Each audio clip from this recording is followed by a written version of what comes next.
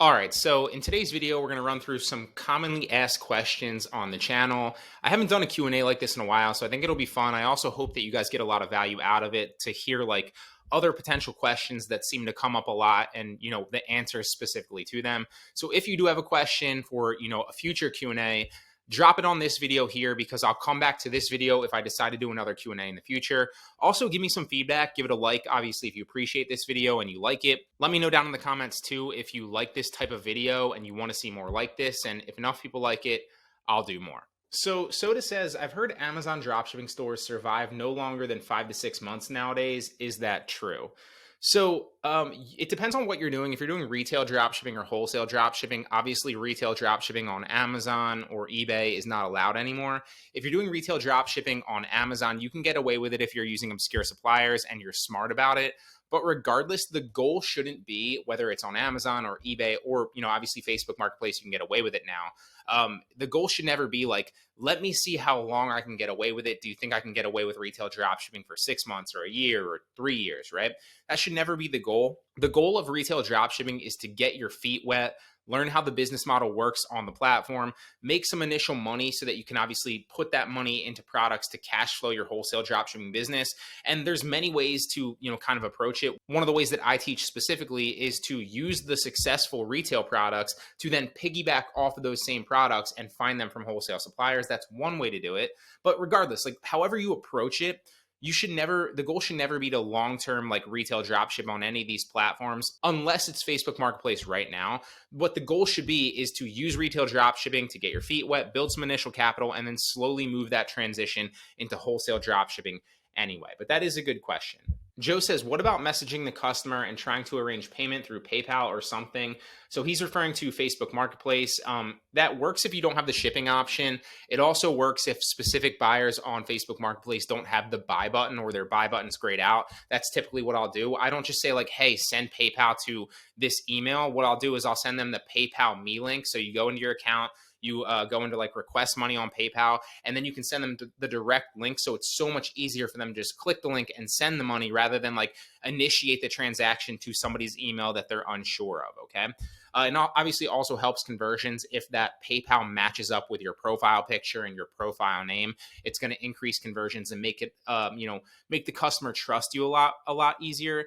Still, though, it's really like if that's your whole goal and you don't have the shipping option, obviously, then that's really all that you have at the moment. You want to eventually go after getting the shipping option. Even if you're only focused on like Venmo or PayPal or something like that, your conversions are going to be a lot lower than if you just use the shipping option and the buy now button that Facebook provides, because buyers are slowly becoming more and more used to doing that, and they already trust it. Walter White says Facebook Marketplace is trash. Sounds like he had a bad experience with it. I think it's phenomenal. It is the easiest business model and the quickest business model that I've seen. I've been in e-commerce for like over 5 years, realistically like over 10 years, because I was selling on Amazon for a while before that.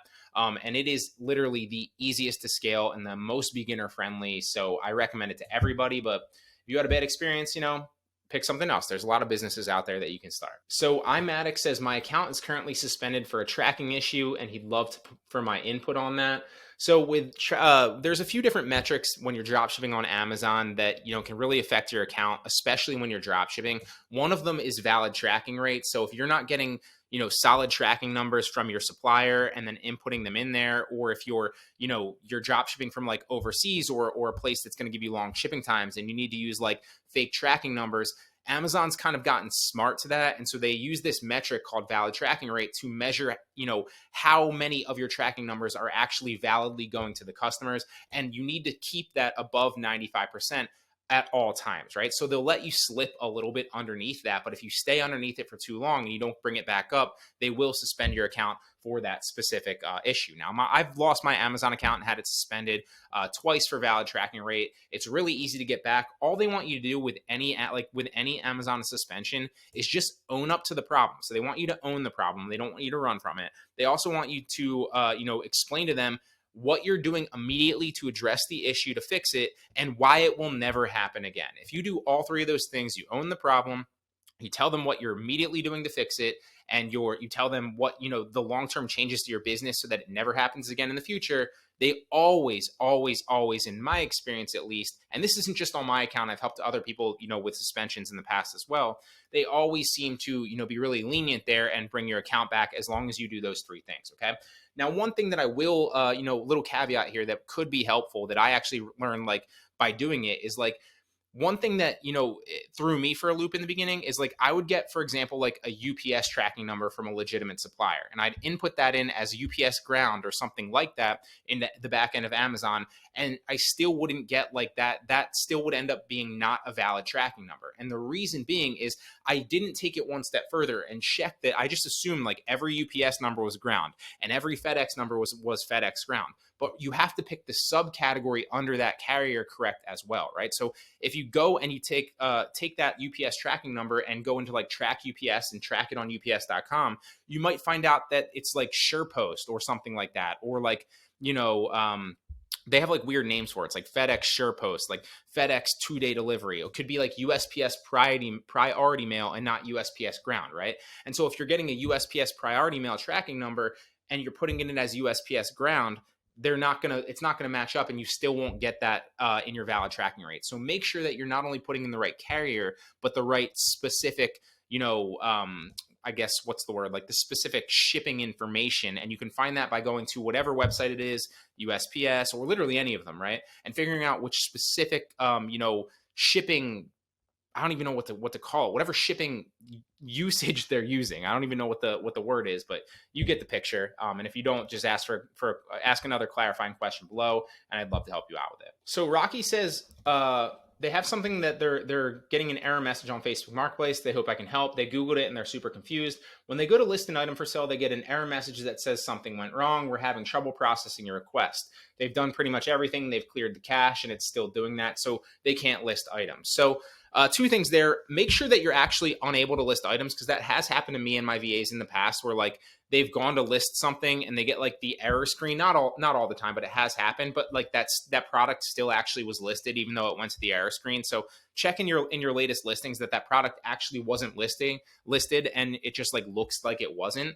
That's first and foremost. Secondly, Facebook Marketplace has a lot of bugs. It's, they're still ironing out a lot of kinks, and like different people have different features, which is crazy, right? So they're slowly rolling out and slowly honing things for different people. One of the things that I've noticed is like, I've had a couple different bugs myself, and they're annoying, but if you report them to Facebook, you're most likely, I was going to say you're probably, but you're definitely not the only person facing that. It's probably a bug that's happening to a number of people across the board. And so Facebook's probably aware of it. Just report it so that they're more aware of it. And typically those bugs only last like a couple days to like a week max. I still remember when I couldn't list on PC, which was annoying because obviously I list a lot of products every single day and my team of VAs does as well. That's how I'm able to be so successful on Facebook Marketplace. Is the quality obviously, but quantity as well.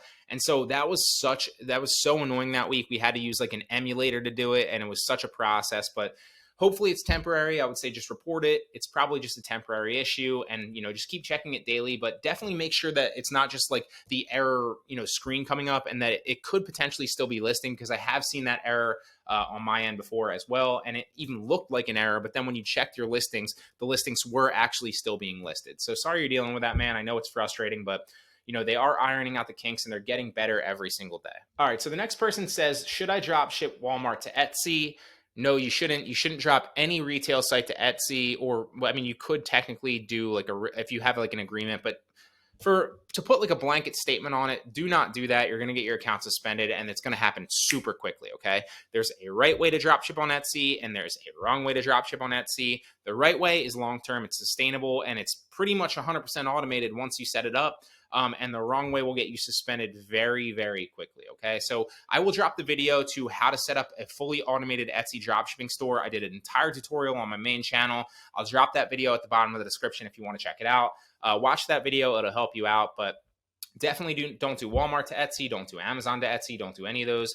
You will get your account banned. banned. So Lynn says, is there some way to get the customer to pay you up front on Facebook Marketplace rather than like waiting for the rolling payments, 2 weeks later? So I'm not specifically aware of any way to actually do this. One way I would say is make sure that your tracking numbers obviously are, all up to date and like as current as possible. So if you're using like fake tracking numbers like OA Genius, for example, and like that's extending your shipping time, then obviously that's going to extend your payment dates. There's no like payability or anything like that to my knowledge for Facebook Marketplace yet, although that is like a huge opportunity for a company to jump in with because a lot of sellers, I'm sure, are dealing with cash flow issues. One of the best ways that you can work around that is to use credit cards. As long as you're doing it responsibly, as long as you're keeping track of everything, and as long as you're managing, your cash flow well, credit cards can be a complete game changer. And on top of that, especially if you're using from like a supplier, well, really any supplier, but like if you're using the top suppliers like Amazon or Walmart or Home Depot or eBay, like all of those come with credit cards that the actual site stands behind and gives 5% cash back on those purchases, right? So for me specifically, like let's say, for example, Amazon, when I was going back and Amazon was my main supplier when I first started this, it's not anymore. But like when I was using Amazon as my main supplier, I would put everything on the Amazon store card, and like all the money I was spending anyway, I was getting 5% cash back on that. And so as a bonus, like later on in the month, I would get like $2,000 in cash back. And I was able to just drop that $2,000. That's $2,000 in profit that's going to every single order that month in the future, right? So I might have been at like $8,000 in profit, but then all of a sudden, since I don't have to spend any money on products for the next $2,000, it shoots me up to $10,000 profit immediately. So use credit cards. It's a really easy way to do it. If you're not using any of those suppliers, or you're using like a more obscure supplier or a wholesale supplier, there's a lot of good cashback credit cards out there. You can look into them. I'm not going to specifically recommend any of them. But if you're using like a store like Amazon, Walmart, like all of those stores have cashback credit cards. They're game changers. Just make sure you keep track of everything and you manage it well. Jordan Samuel says, hey, Bryan, why doesn't Brickseek give me the check inventory option when I open the product? It just says buy now. Full disclosure, Jordan, that's a good question.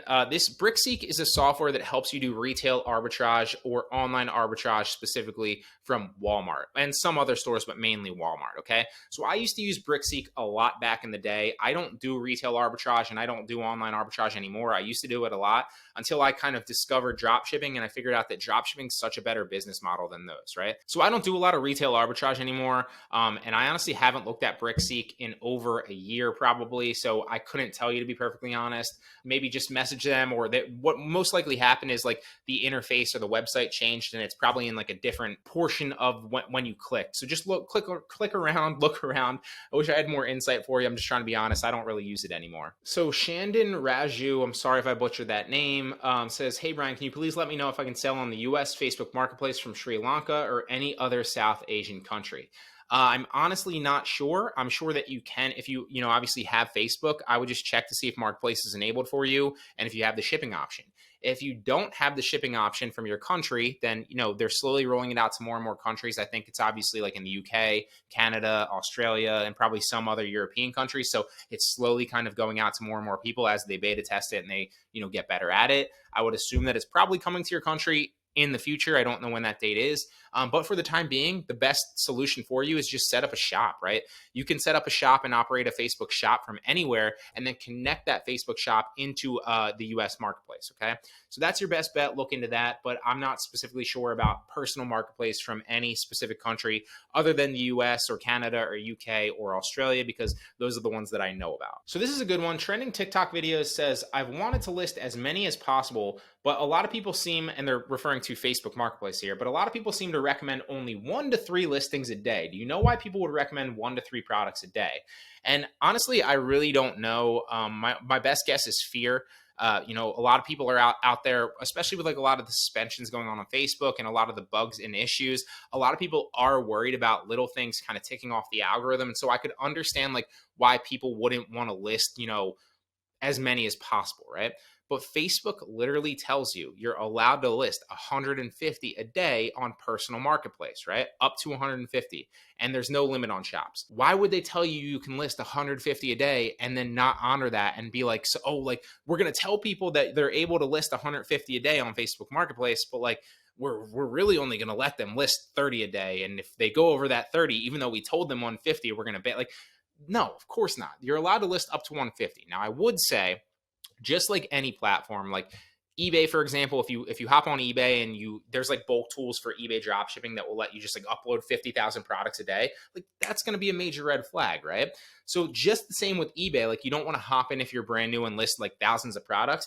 If you're brand new on Facebook Marketplace and you haven't listed a bunch, I wouldn't say hop in and list 150 your first day, right? That's common sense. But what you can do is list like 10 to 20 your first day, list like 20 to 30 your next day. For like the first week, maybe try like 20 to 30 a day. For the next week after that, after you're like kind of seasoned your account, they're looking at the general trend of it, right? And like all the AI is looking for is like somebody that looks like it's not who they say they are, or somebody that's going to be a damaging potential seller to their customer base. They're fanatical about protecting their customers. And so if just ramp it up slowly, like 20 to 30 the first week every day, potentially 30 to 50 the second week, maybe 50 to 75 the next week. Like just ramp it up slowly. But I can tell you 100% certain, not only on my main account have I been listing like 140 a day, roughly just under the 150 limit for every single day for the past almost year, and no issues have come from it. But I've also opened up other accounts and also talked to other people who do the same exact thing. And I recently just launched a brand new account through a friend's page, not page, excuse me, but their marketplace account. And I'm running that one. And I don't think I probably did like 50 the first week every day. And then I think I ramped it up to like 80 and 100 really fast. But like within like the first 2-3 weeks, I was listing like another 140 a day on that account. Again, no issues. Same IP address, different computer, but different account obviously as well, like different personal profile. But you can list up to 150 a day. If you're brand new, don't start there. Ramp up to that slowly. But a lot of people say this, and I really don't understand it. And I think it's just fear-based, but there's two main things. I say this all the time, and I'm sure people that watch the channels like understand it and get annoyed by it because I keep hitting it home. But there's only two things that are going to help you sell more on the platform. The quality of products that you list, right? Like, are they hot? Are they in demand? Are they good products? And the amount of listings that you have, because more listings give you more potential at bats, more potential sales. It's simple math, okay? So if you're not, using up to 150 a day potentially, you're really selling yourself short, and you're kind of handcuffing your stores, because anybody that's listing 140 a day or up to 150 a day potentially, I wouldn't recommend getting too close to the 150 just in case. I've done that before, and they just restrict you for 24 hours. It's not that big of a deal. But like list like 140 a day. Any person that's listing 140 a day consistently for months is going to just completely run laps around the store that's listing 3 a day or 10 a day or even 20 a day, right? I don't know why people say that. I think it's fear, but obviously I recommend you don't just want to chase quantity, because if you list 140 shitty products, it's still 140 shitty products. But if you list 140 products and 50 of them are well-researched hot products, and or even 10 or 20 of them are well-researched hot products, there's so many videos on this channel on how to find hot products. You can just look through it, it's all there. And then the rest of them are like quantities that you're just kind of testing, or like quantity products that you're just kind of testing to see like what works. You're like throwing shit at the wall and seeing what sticks. Some of my best products were found that way, and you're going to do really, really well if you use both of those approaches. Quality, but also quantity. All right, so we're going to do one more really fast. Raymond says, great video. Do you still have to convert the Amazon tracking number if you're drop shipping on OfferUp? And nope, you definitely don't. So OfferUp, just like Poshmark, you have to use the specific OfferUp label, just like you have to use the Poshmark label. And so drop shipping on OfferUp and Poshmark are very different than drop shipping on any other platform where you can just kind of input the tracking number. You have to actually use the Poshmark or the OfferUp label. So you don't have to convert any tracking numbers. You don't have to use OA Genius. You have to ship out that specific label. And there's many ways to obviously approach dropshipping on those platforms, but I have videos on both of those. So if you're interested, just search the channel. It's all there. So hope you guys enjoyed this Q&A. I had a lot of fun answering random questions. If you guys have questions, drop them on this video, and also let me know your thoughts on this. If this video gets enough views, if it gets enough likes and enough people like this, I'll do some more Q&As because I enjoy them, but typically, they don't do as well as other videos on the channel. So love to hear your thoughts. Let me know if you like it, and I'll see you in the next one.